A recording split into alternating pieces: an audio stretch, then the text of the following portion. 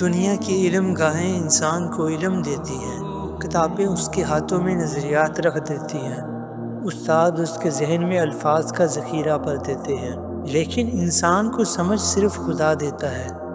وہ سمجھ جو کتابوں سے نہیں ملتی، وہ روشنی جو عقل کے ترازو سے نہیں تولی جاتی، وہ حکمت جو صرف دل پر خدا کی تجلی سے اترتی ہے۔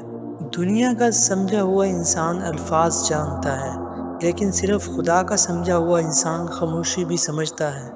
دنیا کا پڑھا لکھا شخص دلیلیں بناتا ہے، لیکن خدا کا سمجھا ہوا انسان اشارہ بھی پہچان دیتا ہے۔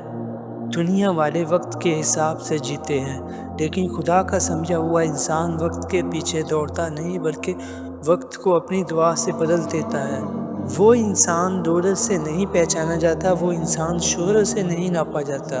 اس کی پہچان یہ ہے کہ جہاں سب راستے اندھیرے ہوں، وہ خدا کی طرف سے دیا گیا چراغ اٹھا لیتا ہے۔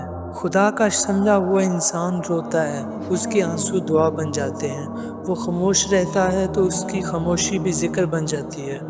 وہ بولتا ہے تو اس کے الفاظ سے قلوب زندہ ہو جاتے ہیں۔ دنیا والے کہتے ہیں یہ پاگل ہے، یہ خواب دیکھتا ہے، لیکن آسمان والا کہتا ہے یہ میرا ولی ہے اور میرا محبوب ہے۔